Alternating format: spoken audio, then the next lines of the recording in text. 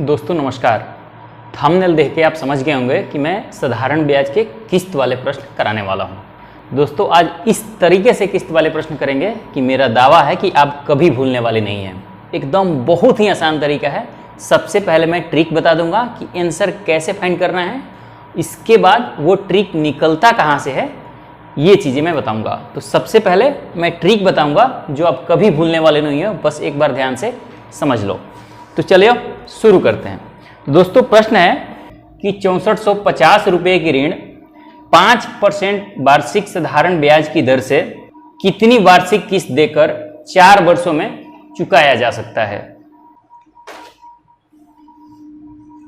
तो 3 फिगर है पहले कि एक तो है 6450 रुपये की ऋण है, इसका मतलब ये अमाउंट है यानी मिश्रधन है। ये मैं आपको बताऊंगा कि क्यों मिश्रधन है, अभी बताता हूं, आप यहीं पे कंफ्यूज हो जाते हो। और रेट ऑफ इंटरेस्ट क्या है, 5% है और उसके बाद 4 वार्षिक किस्तों में चुकानी है। ठीक है, 4 वार्षिक किस्त में चुकानी है। तो किस्त क्या है, प्रत्येक किस्त क्या होगा ये आपको बतानी है। ठीक है, ये है प्रश्न। तो देखिए दोस्तों पहले ये समझिए कि ये 6450 अमाउंट क्यों है, मिश्रधन क्यों है। तो देखिए दोस्तों सबसे पहले ऋण को आप लेते हैं तो जब आप उसको चुकाने की बारी आती है ना, तो उसमें केवल वो जो आप लेते हैं पैसे वही नहीं होता, उसमें ब्याज भी होता है। तो जब आप चुकाने की बात करते हैं कि इतना रुपए की ऋण चुकाना है, देना है, तो आप ये समझिए कि उसको मिश्रधन की बात कर रहे हैं। तो ये क्या है, इतने रुपए की मिश्रधन है और 5% की दर से अगर 4 वार्षिक किस्तों में चुकानी है तो प्रत्येक किस्त क्या होगी ये आपको बतानी है। तो अब ट्रिक समझिए कि ट्रिक क्या है। देखिए सबसे पहले आपको क्या करना है कि 100 से शुरू करना है और 5% दर है ना, तो 5 बढ़ाते रहना है 100 में। 100 के बाद इसमें 5 बढ़ा देंगे 105, फिर 105 में 5 बढ़ाएंगे 110 और फिर इस 110 में 5 बढ़ाएंगे तो 115। ये 4 बार लिख रहा हूं मैं, क्यों, क्योंकि 4 किस्त की बात हो रही है, 4 किस्त की बात हो रही है। तो आप समझिए कि जब 4 किस्त की बात हो रही है तो 4 बार लिखना है और जितनी परसेंट दिया हुआ है उसको 100 से शुरू करके और जोड़ते जाना है। तो अगर इसको जोड़ेंगे तो ये कितना आ जाएगा, 5 5 10, ये हो गया 3 और ये हो गया 4, यानी 430 रुपया हो गया। अब क्या करना है कि ये जो 430 रुपया आया इसको भाग कर देना है 430 से, यानी 6450 को 430 से भाग कर देना है। ये जो जोड़ आया ना इसको क्या करना है, जोड़ना है, इससे भाग करना है। इसको भाग करेंगे तो ये कितने बार में जाएगा, 0 से 0 और ये आ जाएगा 15 बार में, यानी ये आ गया 15 बार में 645 कट गया। अब क्या करना है कि ये जो 15 है ना इसमें 100 से मल्टीप्लाई कर देना है, तो ये आ गया 1500। बस किस्त वाले प्रश्न में जब कभी किस्त निकालने की बात करें साधारण ब्याज में तो बस इतनी सा तरीका है। ये आप दिमाग के अंदर भी कर सकते हैं, मैंने सिर्फ अभी आपको बताया कि इस तरह से करने हैं। 100 से मल्टीप्लाई हमेशा करना है, हर प्रश्न में करना है। जो भी यहां जोड़ के आएगा, जिसका ऋण चुकाना होगा उसमें भाग देने के बाद जो भी आएगा यहां पे उसमें 100 से मल्टीप्लाई कर देना है और वही उसका किस्त हो जाएगा, यानी एक किस्त उसका 1500 रुपये का है। इस तरह से प्रश्न को करते हैं। आइए अगले प्रश्न की ओर चलते हैं।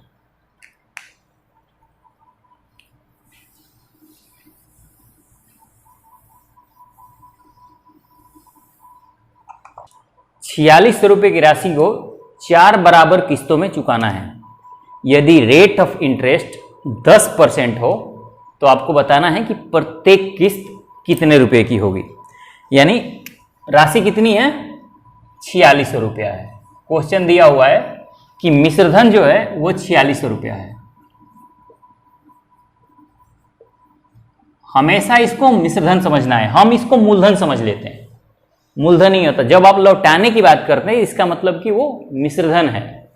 मूलधन कुछ आप रुपए लिए हैं और उस पर कुछ ब्याज लगा है, उसको लौटाना चाहते हैं, लेकिन आपके पास अभी शर्त यह है कि अगर इस राशि को आप किस्तों में चुकाना चाहें, 4 किस्तों में, तो उसका कितने रुपए का किस्त बनेगा ये बताना है आपको। यानी ये अमाउंट है, ये है 4600 रुपये का।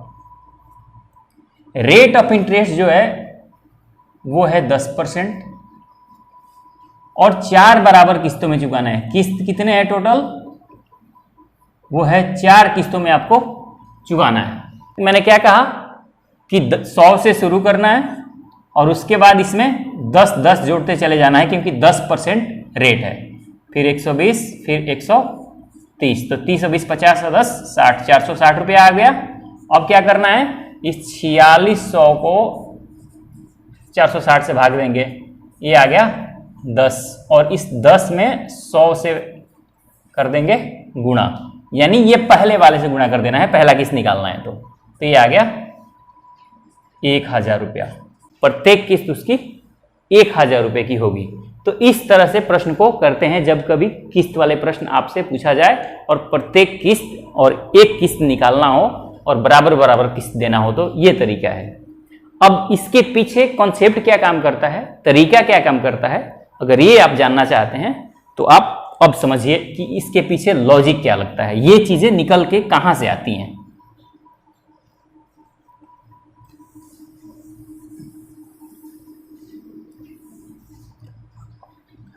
तो दोस्तों आप इस तरह से समझिए कि मान लीजिए कोई दुकान पर गए, आप कोई दुकान पर गए और उस पे से 280 रुपए के आपने कुछ सामान लिया, 280 रुपए का सामान लिया और आपसे ये कहा कि भाई, दुकानदार कहता है कि देखो अभी पैसे दोगे या बाद में दोगे, तो आप कह रहे हो कि देखो अभी मेरे पास है नहीं, मैं 3 साल बाद दूंगा पैसे।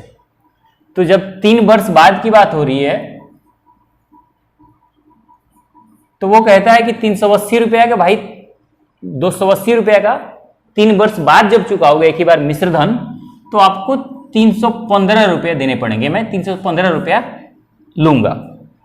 लेकिन एक कंडीशन वो और रखता है, लेकिन वो कहता है दुकानदार कि भाई देखो आप दोस्त के टाइप हो, तो एक ऑप्शन और मैं आपको देता हूं कि अगर इसको प्रत्येक वर्ष किस्तों में चुकाओगे तो मैं 3 किस्त यानी एक साल पे 100 रुपये की 3 किस्त ले लूंगा।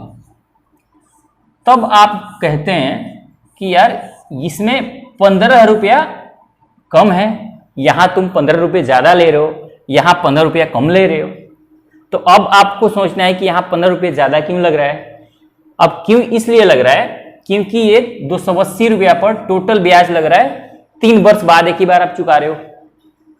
280 रुपया का 3 वर्ष का ब्याज, जो भी ब्याज का दर हो, मान लो अभी कि रेट ऑफ इंटरेस्ट 5% है, कोई जरूरी नहीं है कि 5% होगा यहां पे, लेकिन अभी मैं आपको समझाने के लिए बता रहा हूं कि 280 रुपये का एक ही बार 3 वर्ष बाद आप 5% का दिए, तो ये आ गया आप एक बार आपका मिश्र धन।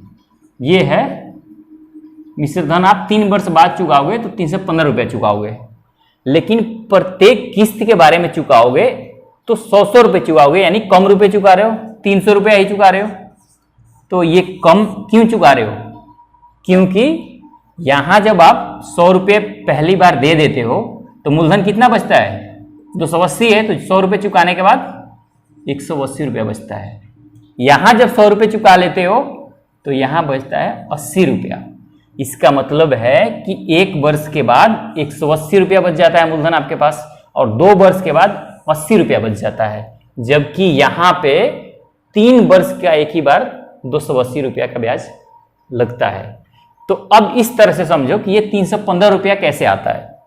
मान लो कि ये पहला ईयर दिया, ये दूसरा ईयर है और ये तीसरा ईयर है, तो ये तो तीसरा वर्ष में आप दोगे ही दोगे। अगर ये समझो कि ये जो दूसरा किस्त है 100 रुपये का, अगर ये आप नहीं देते हो तो इस पर 1 वर्ष का ब्याज लगेगा, क्योंकि दूसरा वर्ष है और तीसरा वर्ष में इसको पेड करोगे तो इस पे 1 वर्ष का ब्याज लगेगा। तो 1 वर्ष का ब्याज अगर 5% से लगेगा तो इसमें कितना रुपया हो जाएगा? 105 रुपया। अगर आप ये पहला किस्त भी नहीं दे पाते हो तो इस पे कितने वर्ष का ब्याज लगेगा? 2 वर्ष का। तो अगर 5% के हिसाब से 2 वर्ष का ब्याज लगाओगे तो ये हो जाएगा 110 रुपया। तो यहाँ टोटल कितने रुपये दे रहे हो आप? 100 रुपये। तो तीसरा किस्त तो 100 रुपये ही है, क्योंकि ये लास्ट वाले वर्ष में देना है। 100 रुपये का 105 रुपया होगा, जो कि दूसरा किस्त था, और पहला किस्त नहीं देने की वजह से आपको 2 वर्ष का ब्याज देना पड़ रहा है। तो यहाँ टोटल आप देख रहे हो कि 315 रुपया दे रहे हो। तो अब आपको समझ आ गया होगा कि ये 315 रुपया क्यों दे रहे हो, क्योंकि यहाँ 100 रुपये देने पे आपका मूलधन जो है वो कम हो जाता है, इसलिए आप यहाँ पर 300 रुपया ही पेड करते हो, और जबकि एक बार चुकाते हो तो 315 रुपये पेड करते हो। तो ये है पूरा फंडा। ये जो यहाँ जोड़ते हैं ना, ये जो मैं यहाँ इससे पहले वाले मैथ में जोड़ रहा था मैं, यही वो था। ये है क्या? टोटल मिश्रधन आता है। जितना मिश्रधन यहाँ आए और वहां आए, पहले जो इतना क्वेश्चन में दिया हुआ हो उससे कंपैरिजन कर दो। जैसे एक मैं आपको लेता हूं, ये मैं आपको एग्जाम्पल बताया, सिर्फ ऐसा नहीं है कि ये फिगर सारा सटीक बैठती हो, लेकिन मैं आपको दिमाग में डालने के लिए कि ये किस्त का फॉर्मूला कैसे काम करता है, किस्त काम कैसे करता है। मान लो क्वेश्चन है कि 3500 रुपया या 45 रुपया, मान लो 4500 रुपया है, इसको 10% के हिसाब से 5 किस्तों में आपको चुकानी है। ठीक है, 5 किस्त में चुकानी है, तो प्रत्येक किस्त कितने रुपए का होगा?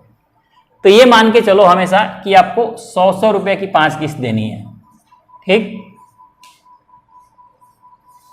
मान लेके चलते हैं हम कि प्रत्येक किस्त अगर 100 रुपए की होगी तो क्या कंडीशन बनता है, इसको समझो पहले। अब प्रत्येक किस्त जब 100 रुपया हुई तो आप देखते हैं कि ये अगर 100 रुपया अगर आप नहीं चुकाते हैं यहां पर, तो इस पे 10% का लग जाएगा ब्याज। तो नहीं चुकाएंगे इसको तो इस पे यहाँ 110 रुपये आपको देना पड़ेगा, क्योंकि इस पे 1 वर्ष का ही ब्याज लगेगा, क्योंकि ये पहला वर्ष है, ये दूसरा है, ये तीसरा है, ये चौथा है। चौथा वर्ष वाला किस्त नहीं चुकाएंगे तो 5वां वर्ष में इस पे 10% ब्याज लगेगा।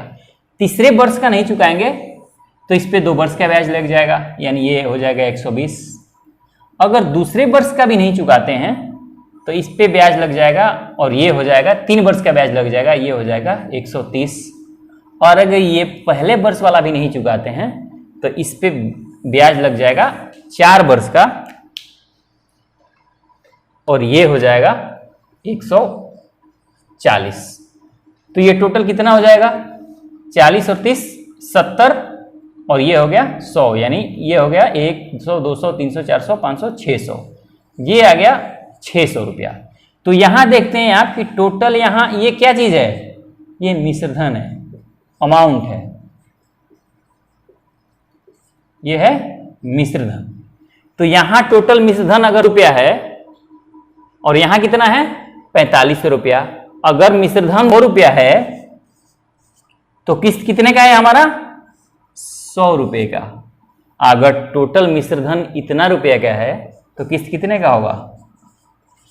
0 0 0 0, 6 से काट देंगे, 6 से काटेंगे तो 6 7 42, 3 6 5 30, यानी 750 रुपये का किस्त बनेगा। अगर 45 रुपया 10% के हिसाब से 5 किस्तों में चुकानी हो, ये अगर ऋण हो और रेट ऑफ इंटरेस्ट अगर आपका 10% हो, तो 5 किस्तों में अगर आपको चुकाने का मौका मिलता है सिंपल इंटरेस्ट पे, तो आपका किस्त 750 रुपये का बनेगा।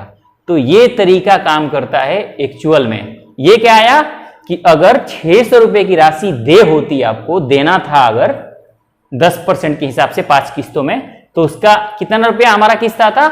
100 रुपया। हमने माना है कि 100 रुपया किस्त होता। तो अगर 600 रुपये के मिश्रधन का 100 रुपये किस्त आ रहा है तो 45 रुपये के मिश्रधन को कितना आएगा? कंपेरिजन कर देना है, कंपेयर कर देना है। तो इस तरह से यहां आ जाता है। तो मैं क्या करता था कि 600 रुपया से इसको भाग देता था, जिस तरह मैं पहले बताया, और 100 से मल्टीप्लाई कर देता था। बस यही मैं उसमें कर रहा था, यहाँ पे भी वही काम कर रहा हूँ, लेकिन वहां पे डायरेक्ट मैं ये चीजें कर रहा था। तो आप इसके पीछे का कॉन्सेप्ट समझ गए। आइए एक और थोड़ा डिफरेंट टाइप के मैथ करते हैं ताकि ये चीजें आपके और क्लियर हो जाए।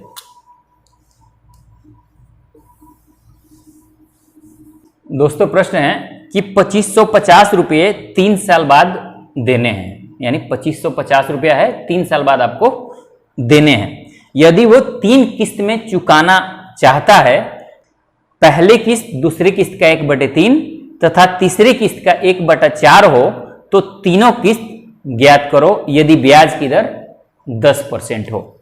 इसका मतलब है कि टोटल कितने रुपए चुकाने हैं?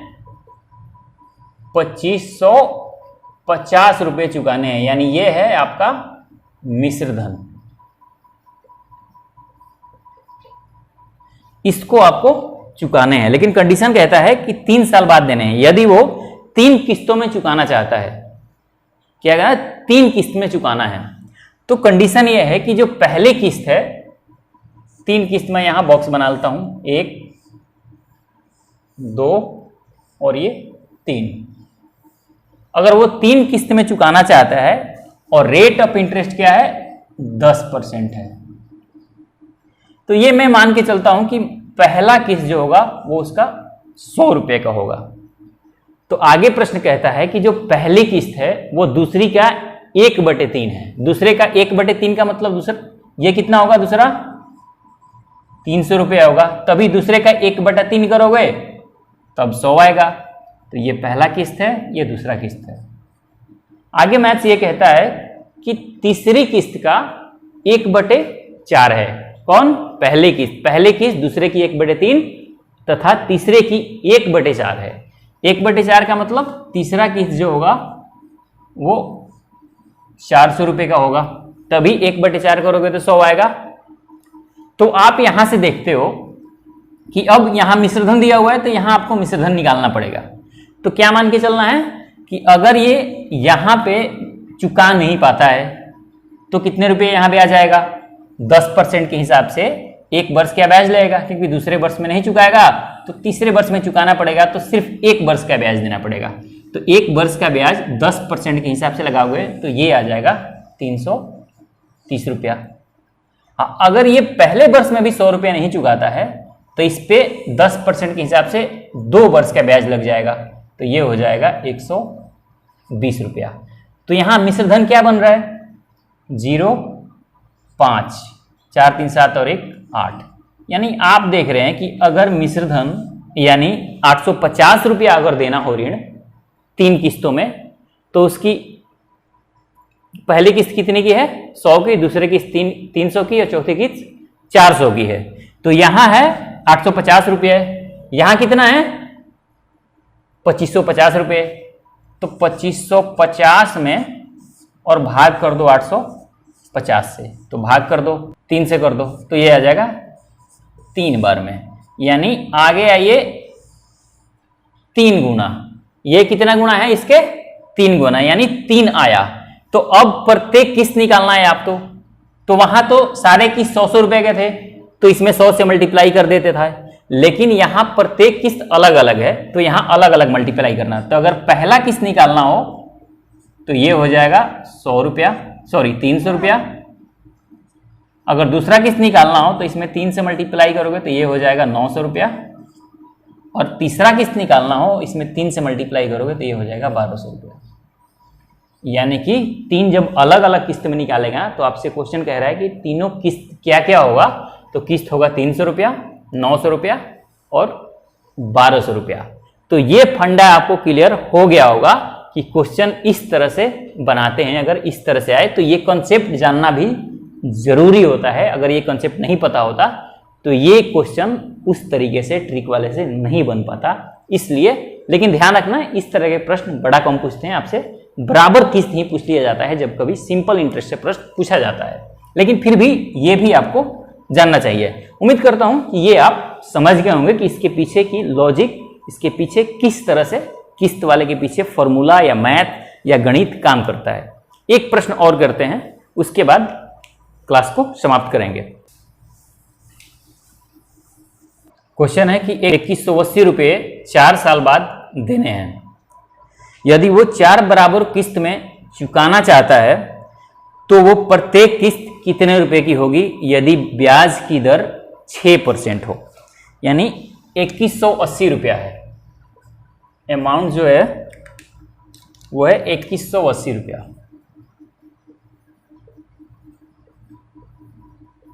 जो रेट ऑफ इंटरेस्ट है वो है 6%। ठीक है, और इसको कितने किस्तों में चुकाना चाहता है?